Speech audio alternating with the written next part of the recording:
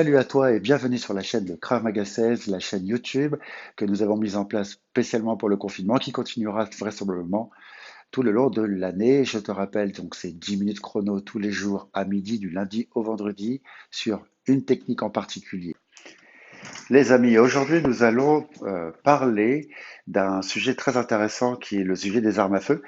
Et avant de commencer à voir les techniques, hein, on va toutes les rebalayer. Donc, on va faire le pistolet sur la tête, le pistolet au niveau du buste, enfin, à différents niveaux, sur le côté devant le bras, devant l'oreille, derrière la tête, entre les deux omoplates. Et enfin, donc, au niveau du dos, je voudrais qu'on parle un petit peu de l'arme en elle-même, donc de cet outil-là.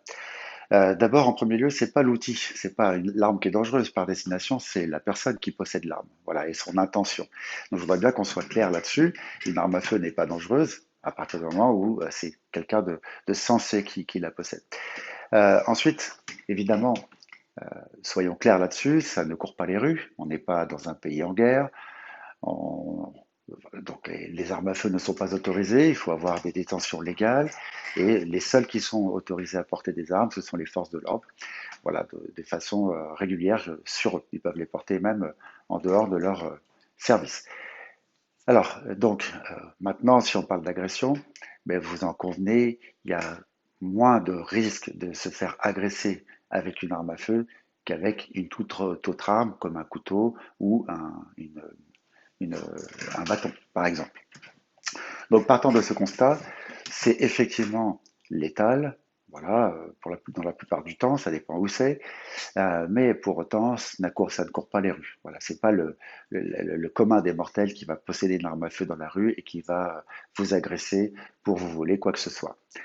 Ceci étant dit, maintenant, je voudrais qu'on parle un petit peu de l'arme en elle-même. Donc là, c'est une réplique d'arme. Vous avez vu, elle est orange. C'est avec ça que je travaille en général si je vais en extérieur, par exemple. Euh, cette réplique d'arme, néanmoins, donc, elle a le mérite d'exister et surtout, elle a la bonne forme, donc ce qui est très intéressant. Tout d'abord, donc, si on parle de l'arme en elle-même, vous avez plusieurs éléments qui sont importants de connaître. Vous avez donc la culasse qui se trouve ici. Donc la culasse, son objectif, c'est de faire un mouvement d'en avant en arrière. À partir du moment où vous appuyez sur la queue de détente, il y a tout un mécanisme avec des mélanges gazeux qui vont permettre ce mouvement-là pour faire partir le projectile. Donc j'en ai parlé donc ici à ce niveau-là. Normalement, il y a une queue de détente. Alors, on peut l'appeler la gâchette, mais ça s'appelle pas comme ça s'appelle une queue de détente. Ici, devant là, vous avez la bouche de feu. Et donc ici, vous avez ce qu'on appelle le chien avec donc la crosse, à l'intérieur de laquelle vous avez un chargeur. Donc vraisemblablement ça dépend des armes, hein, mais à peu près 15 coups, 15 ogives.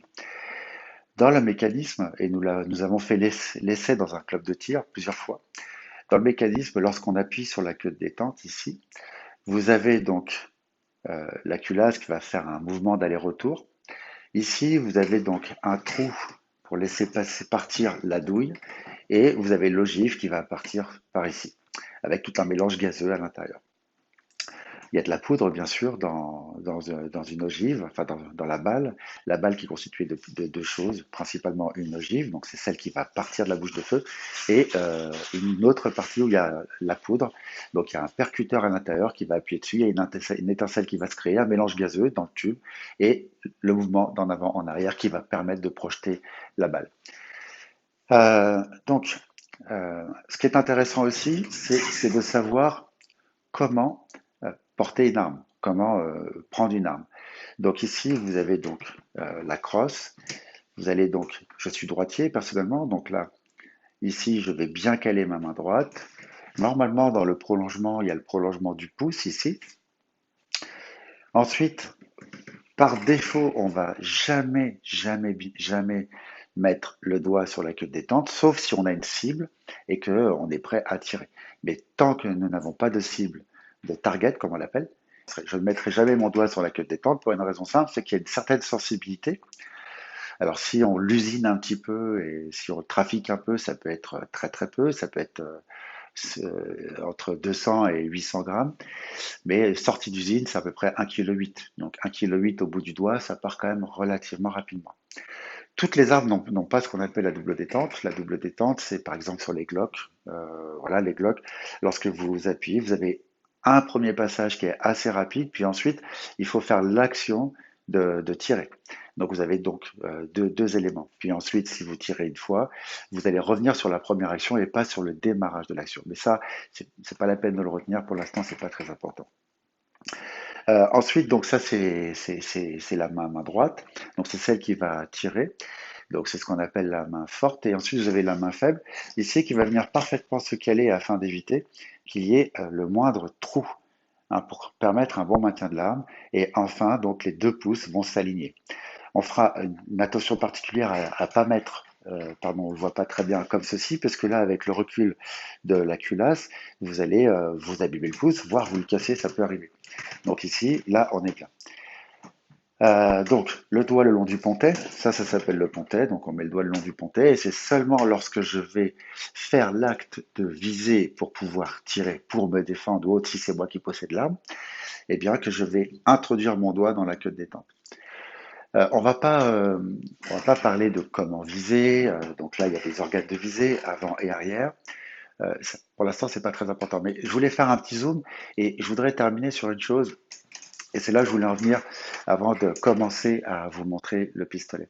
Même si une arme est vide, c'est-à-dire qu'elle n'a plus du tout, elle ne peut plus être alimentée, on va toujours considérer qu'elle est dangereuse. Donc c'est ce pourquoi on va jamais la positionner face à une personne. On va toujours estimer que c'est létal, même si elle est complètement désengagée. D'ailleurs, lorsque vous passez, si vous êtes en club de tir et que vous êtes deux, lorsque vous passez une arme, vous devez remonter la culasse, la bloquer, et montrer à la personne que l'arme est bien désengagée, vide de toute balle à l'intérieur.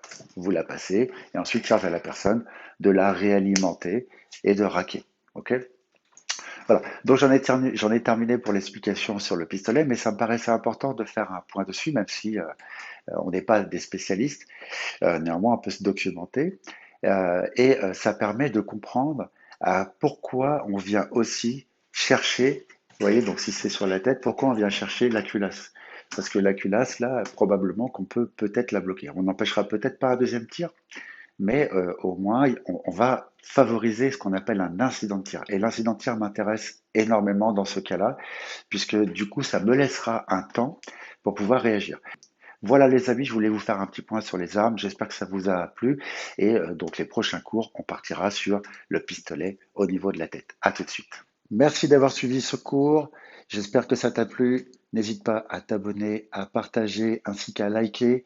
Donc je te rappelle, je l'ai dit en introduction, mais je le dis aussi en conclusion, que nous avons des cours tous les jours sur un format de 10 minutes. Donc 10 minutes, ça passe très très vite sur des techniques en particulier. Soit tu améliores, soit tu apprends les techniques de Krav Maga. Évidemment, ça ne remplace pas un cours collectif, mais les cours collectifs reprendront très certainement au mois de septembre, où nous t'attendons nombreux dans les cours, où que ce soit. À très bientôt et en attendant, continue de t'entraîner.